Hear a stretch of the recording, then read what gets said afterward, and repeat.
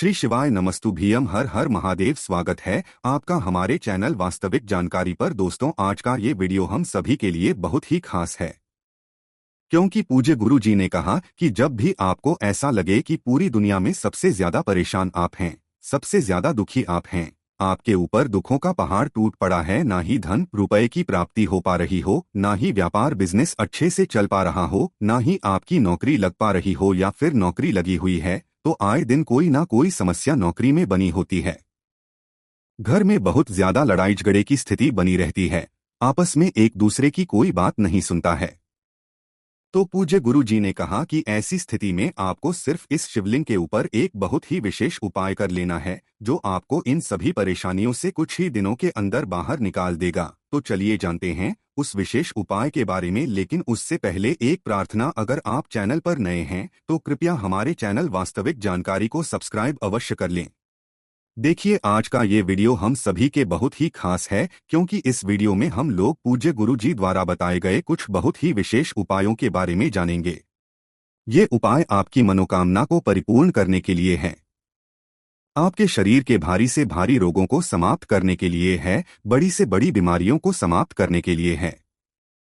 अगर घर का कोई सदस्य, जैसे आपके बच्चे या फिर आपके पति या फिर कोई भी व्यक्ति आपकी बात नहीं सुनता है, तो उन सभी को सुधारने के लिए ये उपाय है। आपके घर की सारी समस्याओं को समाप्त करके सुख समृद्धि की वृद्धि कराने वाला ये उपाय है। तो चलिए जानते हैं पूज्य गुरु जी द्वारा बताए गए पहले उपाय के बारे में। देखिए, इस उपाय के लिए आपको एक लोटा जल ले लेना है। तांबे के पात्र में आपको अपने घर से जल ले लेना है। इसी के साथ आपको ले लेना है थोड़ी सी हल्दी।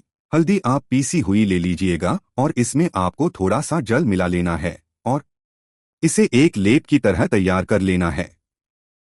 फिर इसी के साथ आपको ले लेना है एक दीपक। दीपक आप चाहें तो मिट्टी का ले लें, या फिर आप अपने घर पर शुद्ध आटा मारकर उसका भी दीपक तैयार कर सकते हैं। इस दीपक में आपको लंबी रुई की बत्ती का प्रयोग करना है और साथ ही साथ शुद्ध देसी घी का प्रयोग करना है। देखिए, ये उपाय उन लोगों को करना है जिनकी कोई विशेष मनोकामना है जो अभी तक परिपूर्ण नहीं हो पा रही है। उन्होंने कई व्रत कर लिए हैं, कई उपाय कर लिए हैं, कई टोटके कर लिए हैं, लेकिन उनकी मनोकामना परिपूर्ण नहीं हो पा रही है।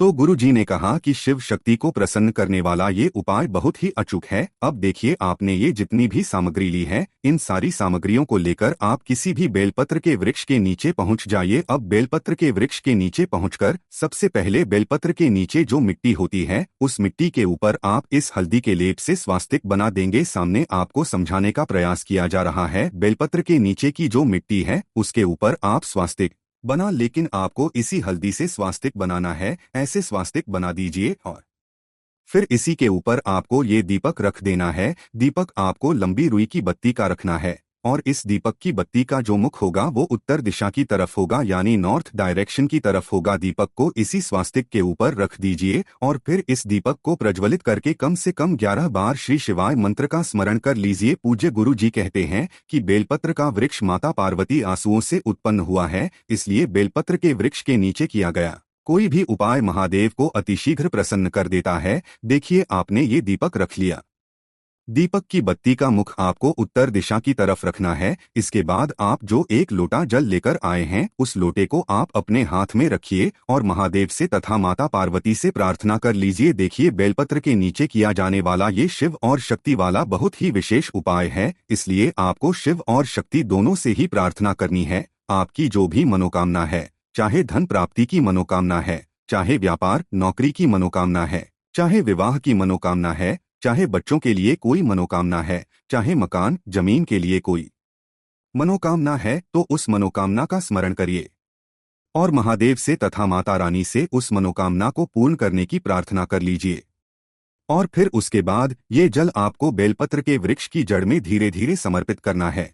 डायरेक्ट लोटे से जल को समर्पित नहीं करना है, बल्कि इसको आप अपनी हथेली में लेकर 7 बार में ये पूरा जल समर्पित करेंगे। थोड़ा सा अपनी हथेली में लीजिए और जल समर्पित करिए, श्री शिवाय मंत्र का स्मरण करिए। फिर थोड़ा सा अपनी हथेली में लीजिए, श्री शिवाय मंत्र का स्मरण करिए और फिर ये जल समर्पित कर दीजिए। ऐसे ही आपको 7 बार ये अपनी हथेली में लेना है, 7 बार श्री शिवाय मंत्र का स्मरण करना है और ये जल समर्पित कर देना है। गुरु जी कहते हैं कि जो भी व्यक्ति इस विशेष उपाय को सोमवार के दिन या शुक्रवार के दिन या गुरुवार के दिन कर लेता है तो उसकी मनोकामना शिव और शक्ति की कृपा से बहुत ही जल्द परिपूर्ण हो जाती है।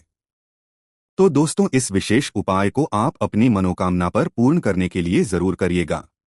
अब जानते हैं गुरुजी द्वारा बताए गए दूसरे खास उपाय के बारे में जो आपकी बड़ी से बड़ी बीमारी को समाप्त करने के लिए है। इस उपाय के लिए भी आपको एक लोटा जल ले लेना है। तांबे के में आपको अपने घर से जल ले लेना है और इसी के साथ आपको ले लेना है सिर्फ एक बेलपत्र। देखिए, बेलपत्र आप जो भी लेंगे वो कहीं से कटिफ्टी नहीं होनी चाहिए और बेलपत्र की डंडी के आखिर में जो होती है वो दूध भी नहीं होनी चाहिए। उस दूध को यानी डंठल को तोड़कर आप अलग कर लेंगे। अगर आपके पास बेलपत्र नहीं है तो शिवलिंग के ऊपर चढ़ी हुई बेलपत्र को उठाकर जल से सिद्ध करके फिर आप उसका भी इस्तेमाल कर सकते हैं। बस आपको ध्यान है कि ये बेलपत्र कहीं से भी कटिफ्टी नहीं होनी चाहिए। अब सिर्फ ये दो सामग्री लेकर आपको शिवालय पहुंच जाना है। देखिए, इस उपाय को आप सुबह करना चाहें तो सुबह कर लें और शाम को करना चाहें तो शाम को कर लें। पूरे दिन में किसी भी समय इस उपाय को कर सकते हैं। शिवालय पहुंचने के बाद सबसे पहले आप जो ये एक बेलपत्र लेकर आए हैं इसको अपनी हथेली में रखिए और कुंदकेश्वर महादेव से प्रार्थना करिए कि मेरे शरीर में या फिर मेरे घर के इस सदस्य के शरीर में बड़ा गंभीर रोग हो गया है जिसमें आराम नहीं मिल पा रही है। डॉक्टरों को लगातार दिखा रहे हैं, दवाओं का लगातार सेवन कर रहे हैं, फिर भी बीमारी में आराम नहीं मिल रही है। हे मेरे कुंदकेश्वर महादेव, मुझे बीमारी में आराम दिलाने की कृपा करें। आप ऐसी कुंदकेश्वर महादेव से प्रार्थना करके फिर ये एक बेलपत्र आपको माता अशोक सुंदरी वाले स्थान में समर्पित कर देना है। देखिए, आप माता अशोक सुंदरी वाले स्थान में जब आप बेलपत्र समर्पित करेंगे तो बेलपत्र की चिकनी साइड का हिस्सा नीचे की तरफ रहेगा और शिवलिंग की तरफ रहेगी। इसके बाद आप जो जल लेकर आए हैं उस एक लोटे जल को आप धीरे धीरे इसी बेलपत्र के ऊपर समर्पित करते जाएंगे। आपको शिवलिंग के ऊपर जल समर्पित नहीं करना है बल्कि इसी बेलपत्र के ऊपर धीरे धीरे जल समर्पित करते जाइए और लगातार कुंदकेश्वर महादेव के नाम का स्मरण करते जाइए। फिर सबसे आखिर में जलाधारी से जो जल नीचे गिर रहा है उसको थोड़ा सा आप चाहें तो इसी लोटे में ले लीजिए या किसी भी खाली पात्र में ले लीजिए और इस जल को लेकर महादेव से वहीं सामने बैठे बैठे प्रार्थना कर लीजिए कि हे मेरे कुंदकेश्वर महादेव, इस जल को औषधि स्वरूप बना दीजिए। फिर ये जल लेकर आप अपने घर आ जाइए और उस बीमार व्यक्ति को इस जल का आचमन कराइए। अगर आप बीमार है तो आप आचमन करिए और घर का कोई सदस्य बीमार है तो उसको आचमन कराइए और कुंदकेश्वर महादेव से उसकी बीमारी दूर करने की प्रार्थना कर लीजिए। पूज्य गुरु जी ने कहा कि जो भी व्यक्ति इस उपाय को लगातार 5 दिन या फिर 7 दिन, 11 दिन और या फिर कुछ और दिन लगातार कर लेता है तो यकीन मानिए उसकी बड़ी से बड़ी बीमारी कुंदकेश्वर महादेव की कृपा से बहुत ही जल्दी समाप्त हो जाती है। अब जानते हैं गुरुजी द्वारा बताए गए सबसे आखिरी उपाय के बारे में। ये उपाय उन लोगों को करना है जिनके घर के कोई भी सदस्य उनकी बात नहीं मानते हैं। अगर बच्चे बात नहीं मानते हैं, पति बात नहीं मानते हैं, बच्चे पढ़ाई लिखाई में कमजोर हैं या फिर किसी भी प्रकार की परिवार में समस्या चल रही है, गृह क्लेश है, में लड़ाई झगड़ा होता है, तो ऐसे लोगों को ये उपाय करना है। इस उपाय के लिए भी आपको एक लोटा जल ले लेना है और साथ ही साथ 5 बेलपत्र ले लेनी है। 5 बेलपत्र अगर आपके पास नहीं है तो शिवलिंग के ऊपर चढ़ी हुई बेलपत्र को उठाकर जल से शुद्ध करके आप उनका भी इस्तेमाल कर सकते हैं। देखिए, ये जो 5 बेलपत्र हैं इनकी जो नीचे की डंडी होती है उन 5 डंडियों को आप तोड़कर अलग कर लेंगे और बेलपत्र को अलग कर लेंगे। अब शिवालय पहुंचकर सबसे पहले आप जो ये 5 लेकर आए हैं इनको माता अशोक सुंदरी वाले स्थान में रख दीजिए और जो आप 5 बेलपत्र लेकर आए हैं उनको शिवलिंग के ऊपर रख दीजिए। इसके बाद आप जो एक लोटा जल लेकर आए हैं उसको धीरे धीरे शिवलिंग के ऊपर समर्पित करते जाइए और लगातार हाटकेश्वर महादेव का स्मरण करते जाइए। देखिए, जब आप ये बेलपत्र की डंडी समर्पित करेंगे और जब आप ये बेलपत्र समर्पित करेंगे तो भी आपको हाटकेश्वर महादेव के नाम का ही स्मरण करना है।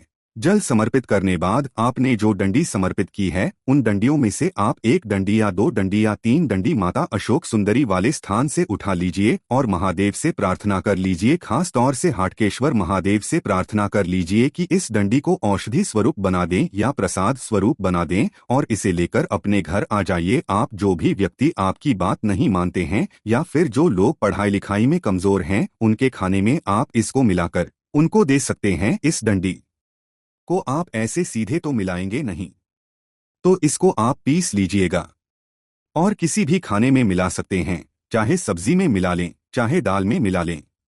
पीसकर आप चाहें तो सुखाकर इसका पाउडर बना सकते हैं या फिर पीसकर ऐसे ही इस्तेमाल कर सकते हैं और खाने में मिलाकर उनको खिला लीजिए। हाटकेश्वर महादेव से प्रार्थना करते हुए उनको ये आचमन करा दीजिए। तो दोस्तों, ये थे पूज्य गुरु जी द्वारा बताए गए कुछ बहुत ही खास उपाय। अगर आपको जानकारी अच्छी लगी हो तो वीडियो लाइक करिएगा। श्री शिवाय नमस्तुभ्यं। हर हर महादेव।